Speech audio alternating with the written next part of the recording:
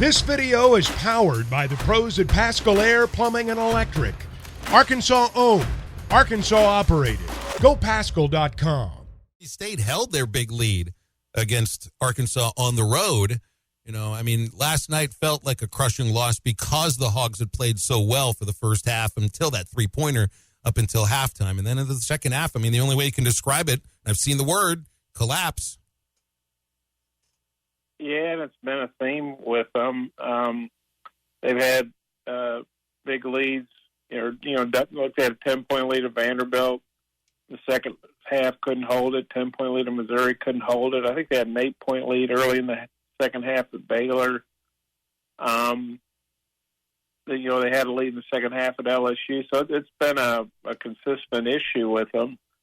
Like Eric Musselman said last night, this team just has problems closing games out. And, I think if you just told people before the game, hey, Arkansas is going to play A&M type, they're going to lose by 6 points, I don't think anybody would have been, realistic. If you're being realistic, it wouldn't have shocked you because A&M was at home. They've been playing well. They haven't lost an SEC game at home. But then I think when people see how the game unfolded, and Arkansas was up by 12 late in the first half, and that three right at the buzzer. Arkansas still led by 9, but that was very deflating, I think, and gave A&M some momentum. Then they came out and really took it to them to start the half. And Arkansas lost the lead, got it back. I think they were up by 5 there with. I'd have to look up the play-by-play again. Several minutes to go, but sort of regroup, but just didn't really have it down the stretch, couldn't get good shots, had turnovers, missed free throws, just did everything you can't do if you're going to win on the road.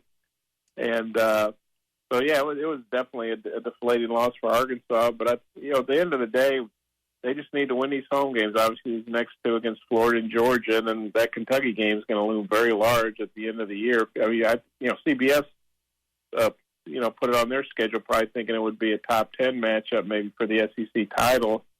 Now it may be that the winner of that, whoever wins that game secures an NCAA bid, or something like that without having to do anything extra national at the SEC tournament. But, it was obviously a disappointing loss for the Hogs because you felt like, again, they were right there to win the game and didn't close it out. Bob, I'm a Ricky Council guy through and through. I love his game. He's 3 for 18. 1, 2, 3, 4. Hit the last 5 games at the 3-point line. When's it going to set in that the reason he's open is because he can't shoot that far? He's a mid-range guy and get to the free throw line guy. When's that going to? We got to start knowing who we are. It's hard as players because we think we're so good, But we got to start realizing who we are as a team if we're going to have any success. Yeah, not saying Ricky should never take a three, but you're right. He's definitely a guy that his strength is, getting downhill, finishing at the rim. So athletic. He might be just as athletic as Jordan Walsh. Like if you'd say our top 2 athletes would be Ricky Council and Jordan Walsh. Yeah, there's no discount Ricky's athleticism, and of course he's a good free throw shooter too, and getting the line. But last night he missed the front end of a one-on-one. I think that might have been his only free throw attempt. And Devo's a good free throw shooter, although he struggled of late. Obviously, he missed the front end last night, then missed 2. They've had some turnover issues, but they just when you go 1 for 10 on threes, that's probably an indication you're taking too many threes. And also late in the game, it wasn't like they eventually got down by 7 or whatever it was. Maybe they had to take threes late, but it's a 2-point game. You don't need to go down and take threes. You need to try to work the ball inside or drive. A&M doesn't want to foul you because the way you can come back is by scoring points when the clock stopped at the free throw line. So, to try to make A&M, make a decision. Are we going to foul these guys, or are we going to give them a path to the basket a little bit more? So, yeah, just not very good shot selection late in the game, not good decision making. Bob, why do you think Eric Musselman is resistant to substituting a couple of guys in the second half when it looks like the team might be a little bit, I don't know if winded is the right way to put it, but just don't have their legs or they're not scoring? Why do you think there weren't, Muss says we need to make adjustments. He must mean the players because there were no adjustments as far as who was on the court. And you got Nick Smith. What are we doing? I mean, we need points. Yeah, I was a little surprised Nick didn't play in the second half. You know, the game's going on. He played 4 minutes in the first half, but the other day against Mississippi State, I think he played 3 or 4 in the first half and then played, 13 or 14.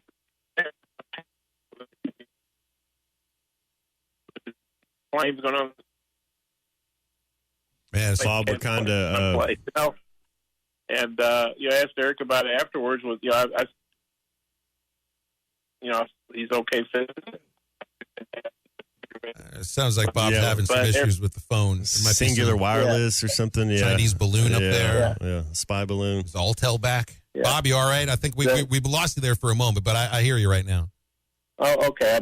But I said I was surprised Nick Smith didn't play. I asked Eric about it in the Zoom, and he basically just said they're trying to work people in. Didn't really get specific about Nick, but Eric's MO ever since he got to Arkansas, and I think it was kind of this way at Nevada too, is that he kind of gets a rotation, and as the season goes on and the games get bigger into conference, he kind of shrinks that bench. And if you go back to his first year, Mason Jones, Isaiah Joe, those guys are playing a ton of minutes. But I think the only thing I can think is that Nick had a couple turnovers in the first half, didn't look real good. But again, he's trying to work his way back. He's a very talented player, but no matter how talented you are, I think if you miss a lot of games, a lot of practices, especially, it's going to be tough to. This is going to take some time to come back. And of course, the issue Arkansas is facing is it's not November or early December. They're not playing San Jose State and Troy. It's February, and they're playing these big SEC games that they need to win, as many as they possibly can. And so maybe Eric just didn't feel like, it was fair to put Nick in those situations, or he wasn't comfortable with them, or Nick wasn't comfortable. At some point, if he's going to get, going again, he's going to have to get more minutes. Maybe that'll happen Saturday against Florida. Maybe they feel better doing that at home than on the road. And I think if you told Eric, okay, you're going to lose by 6 and get outscored 11-3 in the last, 5, how many minutes, he might have said, okay, we're going to put Nick in and see how it goes. But you're right there, with a shot to win the game. And I think he felt like, well, it's not fair to put, Nick in when he hadn't played all half, So I don't know. They've obviously got some things to work out. But, Eric Musselman, he's not a guy that's probably going to play 10 guys a game. It's not like Nolan Richardson or Mike Anderson where they play multiple guys. He's going to ride about 7 guys probably most of the time, maybe 8. And he plays those guys big minutes. That's always how he's done it. And it worked pretty well. I'm a Coach Musselman guy, man. I hope he's here for years to come. And to your point, Bob, that's what I'm saying is how is this not as good a game as any to get him minutes? That he needs minutes, he needs reps if we're going to have him. If this team's going to do anything like a Sweet 16 or SEC championship, Nick's got to play. He's got to be playing more than 4 minutes a game. Yeah, I just maybe it's hard for Eric to pull that trigger right now. But yeah, you're right. I mean, it's kind of a catch-22 because if like you say, if this team's gonna reach its potential and have a good postseason run, because that's all it is now. We're not worried about SEC play. I mean, as far as we're just trying to get ready to make a run in the SEC tournament and in the March in NCAA tournament. But they still got work to do to make that NCAA tournament. So I don't know. They say in retrospect, you probably say, "Wow, you should have," because they lost the game. Should have played Nick. But I think he felt like they were right there. And but yeah, Nick Smith needs to get more minutes. I think as long as he's feeling good about it. Well, because what you're getting right now, and you're right. What Muss has done has worked as far as sticking to the tight rotation in the previous years. But I think that rotation is even tighter right now.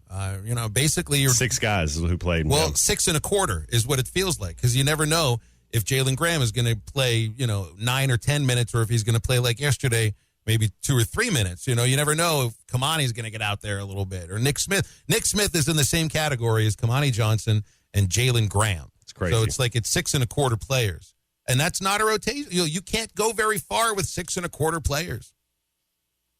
Yeah, I think he says in his play, Jalen, as we all know, is really good offensively, but I think what drives Eric crazy is the turnovers and not rebounding enough. Of course, A&M's a strong rebounding team, but if they just would have held on, it'd be a whole different conversation. But yeah, I think the big thing is they got to get Nick Smith some minutes, and I think that assuming he's healthy, that'll happen against Florida because they'll be back home. And of course, Florida, lost Colin Castleton, their best player by far.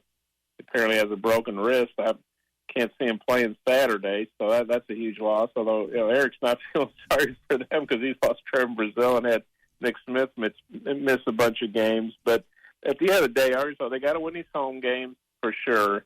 If they could steal one on the road, it's hard to picture them winning at Tennessee or Alabama, but, it's hard to picture Missouri winning at Tennessee. There's just a lot of crazy things happening in the league on the road with Mississippi State winning at Arkansas, Missouri winning at Tennessee, and, earlier South Carolina winning at Kentucky. Maybe there's something about winning at Kentucky because South Carolina didn't win forever, and now Arkansas lost 2 in a row after winning at Kentucky, so I don't know. Bottom line is Arkansas just got to get fixed. They got to get things fixed at home these next couple games. You've seen a lot of basketball, Bob, so I'm going to ask you one thing this Arkansas Razorback team has to improve on, has to be better at to have success and win some of these games and make a run. What's one thing they have to do? I think they just got to stop falling in love with the three-pointer. I mean, if you look at their best games, it's usually when they limit their threes and get to the hole better and draw fouls. So I think they need to teams, like you say, teams are giving them these threes for reasons. Like Nolan Richardson used to say in practice, I'm sure you heard it, there'd be a guy out there that had no business shooting a three, and he's say, son, there's a reason they're giving you that There's a reason you're open. Yeah. He told me, he said, Jones, you can't even shoot with your right hand. Yeah. So, I think they need to just, get better shot selection, kind of get back to who they are, which is getting downhill. And of course, A&M played sort of a sagging matchup zone in the second half. I honestly don't know why anybody plays the Hogs man to man. Although if you're a strict man-to-man team like Mississippi State is, A&M, I think that's what Buzz Williams believes in. But, they made adjustments. Eric's definitely a strict man-to-man kind of guy. But, I think the main thing is, if you look at their losses, that usually the common thread is they're taking too many threes. And, they're a lot more efficient when they're not taking so many threes. So I think they got to take less threes, get downhill more, and get to the free throw line more. And when they get there, hit them, because 7 out of 14, when you miss a couple front ends, that ain't going to cut it. BetOnline remains your number one source for all your sports betting this season. Everything from the NFL and bowl season to esports. You'll find the latest odds, team matchup info, player news, and game trends at BetOnline. BetOnline features live betting, free contests, and live scores for almost any sport or game imaginable. We're the fastest and easiest way to bet on all your favorite leagues and events. Head to betonline.ag to join and receive a 50% welcome bonus on your first deposit. Make sure to use the promo code BELIEVE to receive your rewards. That's BLEAV. BetOnline, where the game starts.